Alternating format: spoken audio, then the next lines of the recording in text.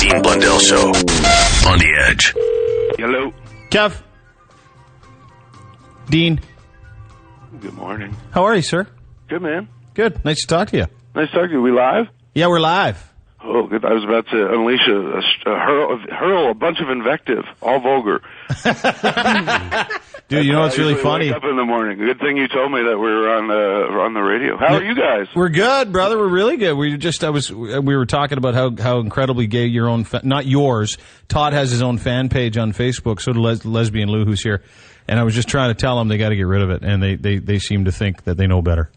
What? You don't have one? No. Yeah, he does. No, it's not. No, we have a group one for the entire show, but the Dean Blundell Show has one. He does like personal Actually, ones. you do have a page. Yeah, you it's do not have pages run by too. you though. But I have nothing to do with it. I know, but it's there. So I wanted your opinion. You're like Marx, dude. You're like nobody can have unless we all have. I am. Yeah, you called it, Kevy. Carl. Very socialist that way. Yes.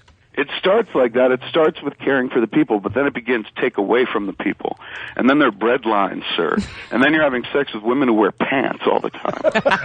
Actually, nobody Lou, wants that. Well said, because Lou's here.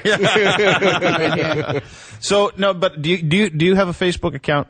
I do. I Facebook. I was never as active in as I was MySpace. MySpace I got into quite a bit.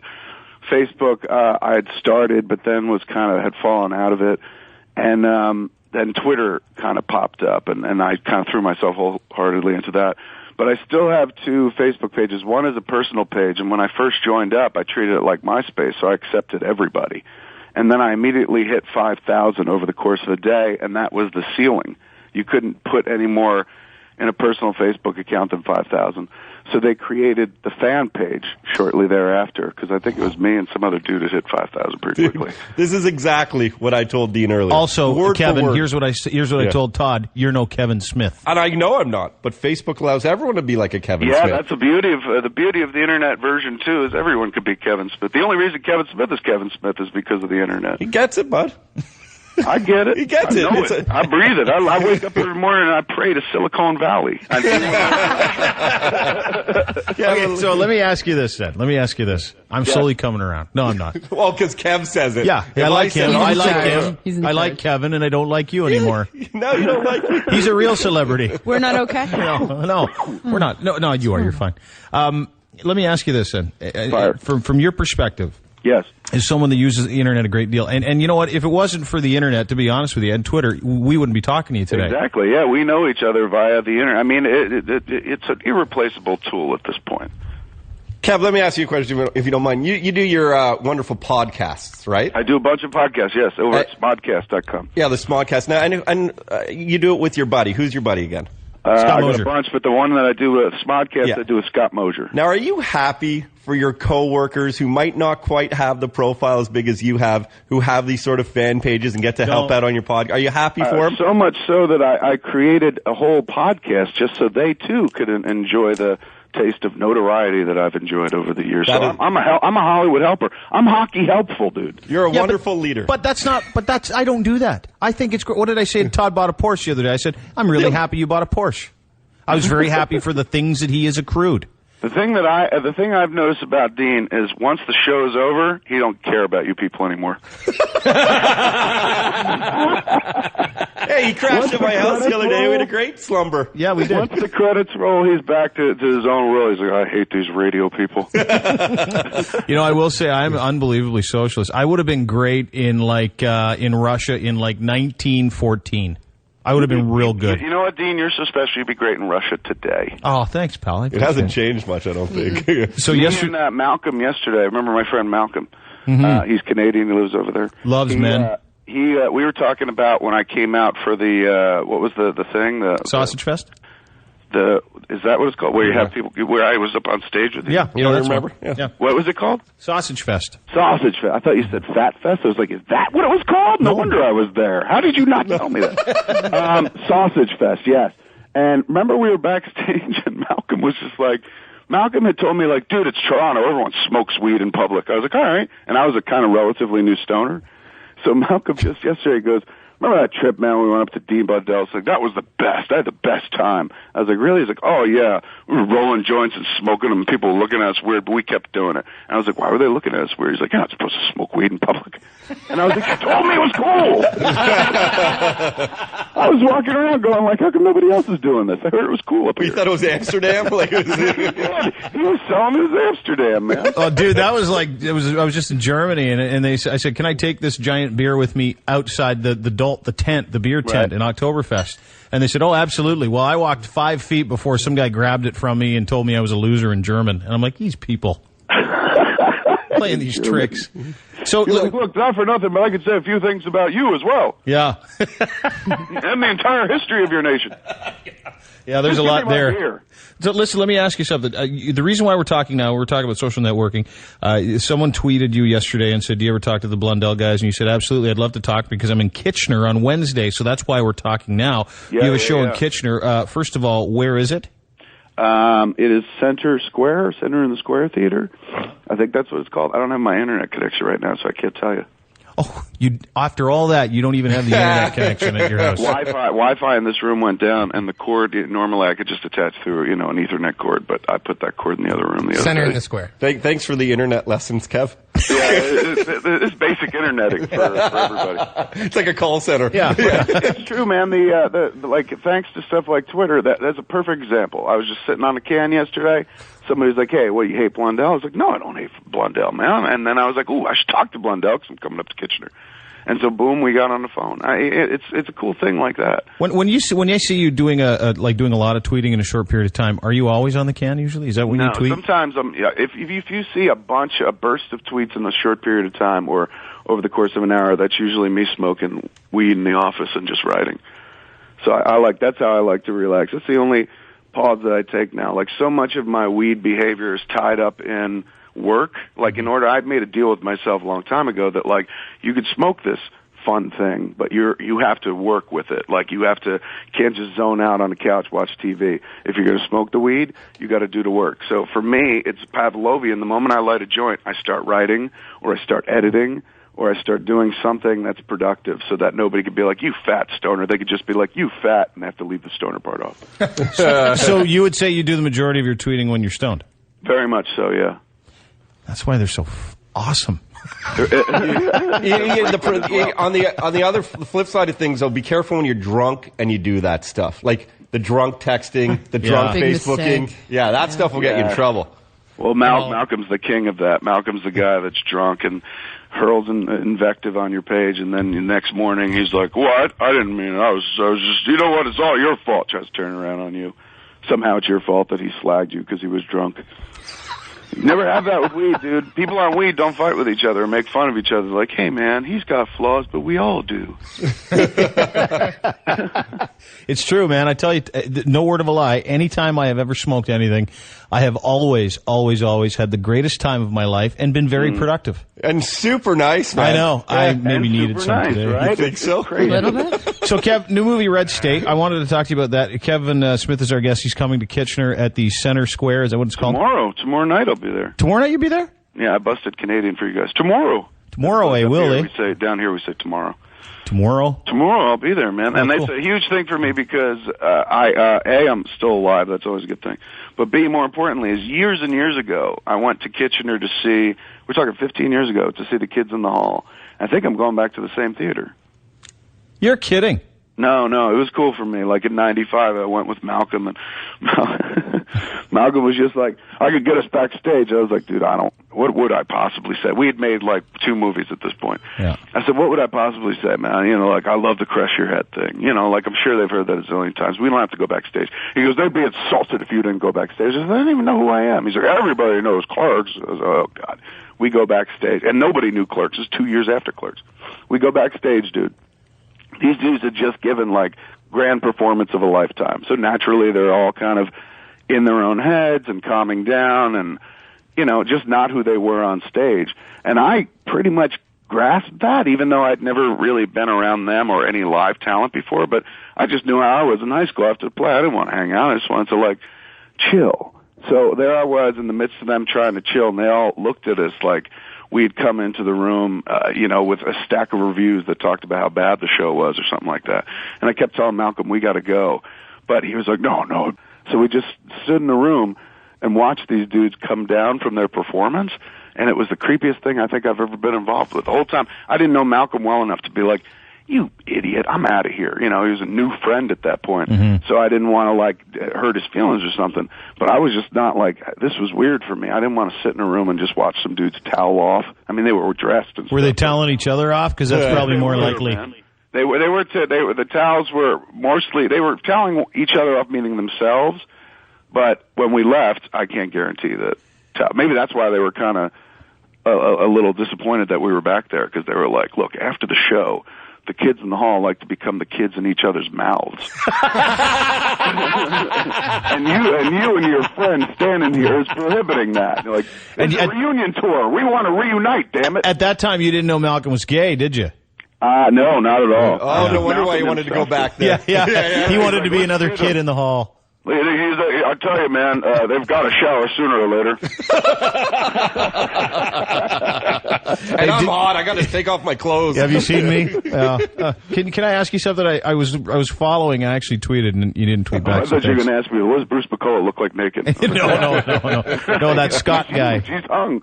Oh, good. He's a little guy. To be hung that small, that's good.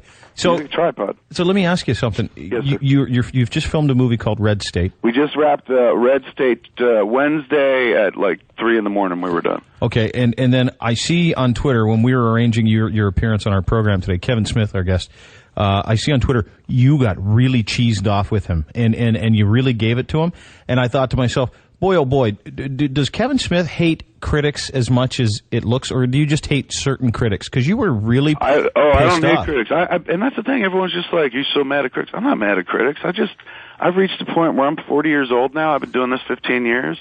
And the way people release movies is backwards, ridiculous, and broken. And how so?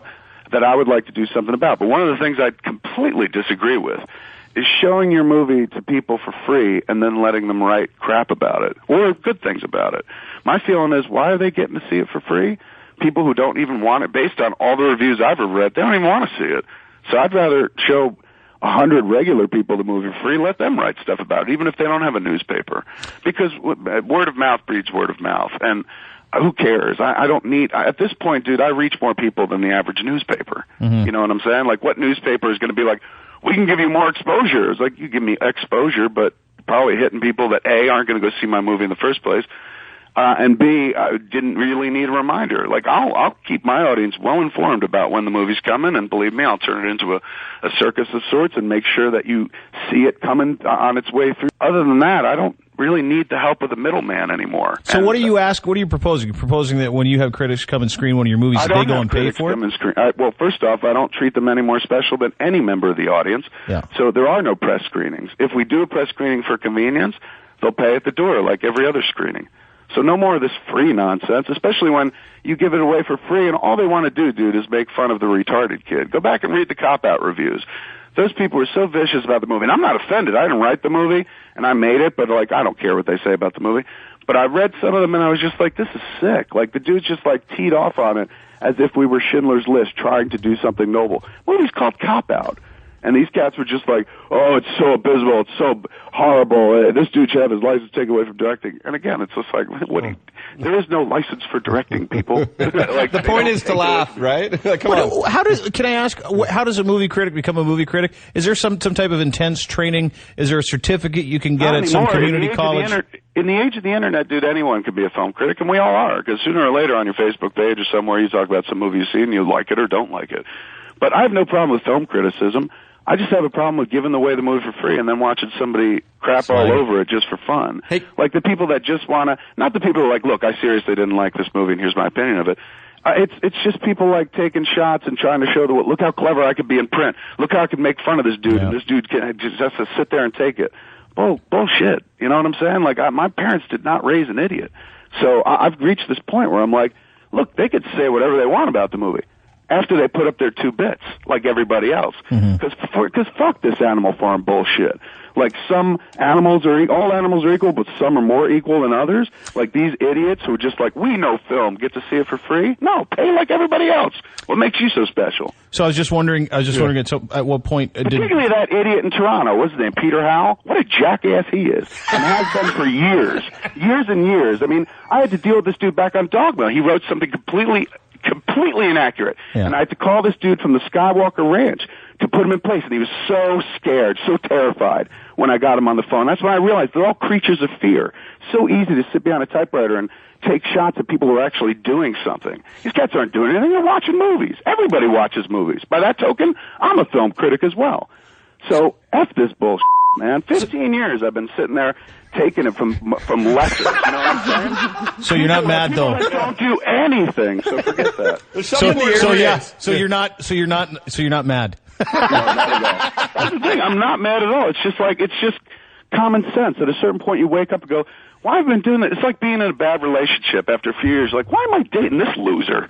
Like, I'm done dating losers. You know what I'm saying? Kev, is there some sort of hidden message here that your Kevin Smith fans know, like in a Zoolander type of movie where it's like, now go drop kick every film critic you see or something? Yeah, he's activated everybody. He's activated the Kevin Smith fans, so watch out, film critics. Sleeper cell army? Not at all. It's ridiculous, dude. You should listen to these people online. Read the things they write.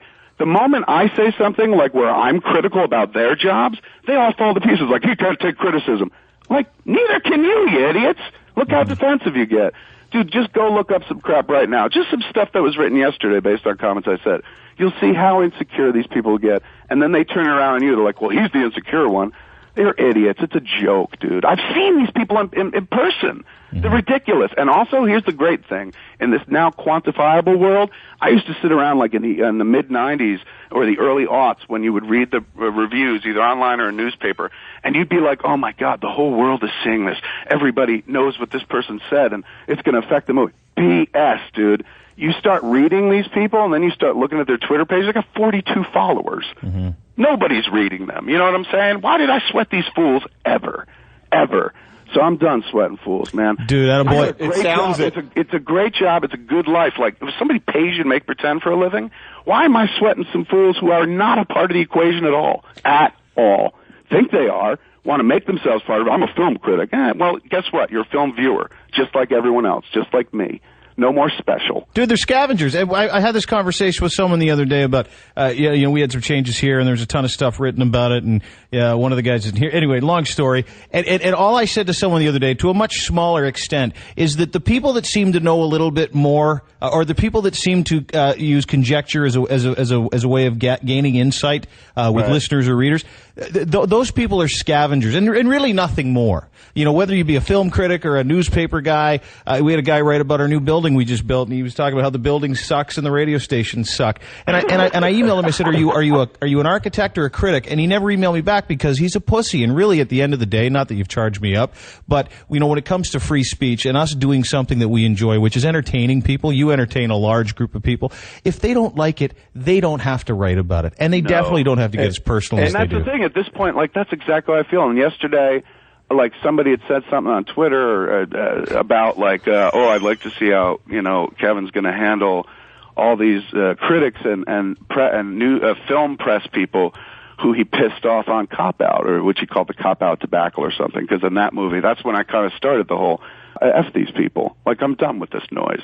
That's why I kind of said the status quo is ridiculous and stepped back and started pointing and being like, I'm done with these fools.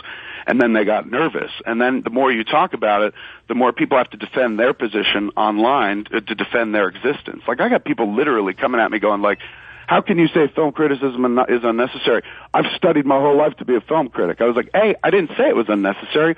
All I've simply said, dude, is you're going to pay for it now. And it unnerves them to no end because everyone likes a life of free and get treated special and stuff. And all you have to do is jump online and say, I'm a movie critic. And movie studios bring you in free to junkets and show you movies. And forget that noise. I'm not courting these people anymore. The reason you court any journalist or court with marketing, with large, vast amounts of money on marketing, is to build awareness for your movie. I have no problem building awareness by myself. I've been doing it for 3 years. Everybody who possibly cares about Red State knows about Red State already, and they're kind of waiting for it. Can I ask what the movies... All I have to do is keep them updated and give them the straight poop. Never mind this dopey mediator who's like, Smith was holding a cup and smoking a cigarette and looked, gaunt. Well, nobody would ever say it looked gaunt. But Kev, and you don't smoke cigarettes anymore. That's true. That's true. Yeah. You know what I'm saying? Like those dopey pieces where they try to capture the moment. Never mind that, dude. I'll just tell you about the moment. And I'm honest. I'm not BS-y. I tell you when I win. I tell you when I lose.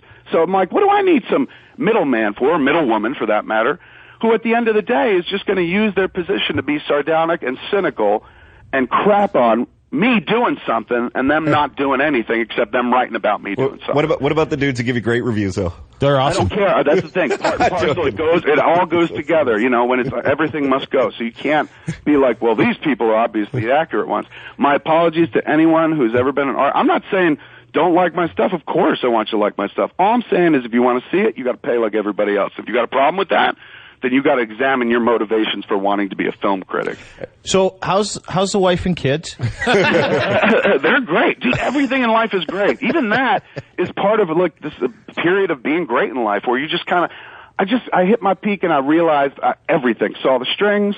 I saw the road behind me. I saw the road ahead of me. Realized exactly where I was. I got instantly comfortable in my own skin.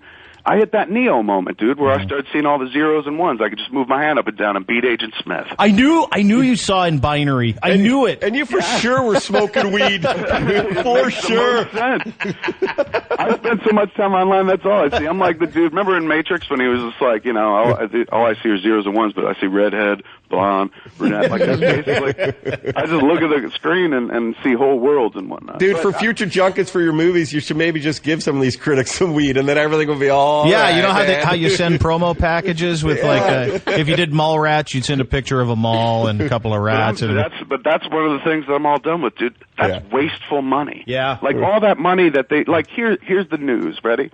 You make a movie, let's say you release it through Lionsgate, okay? Like a Saw movie.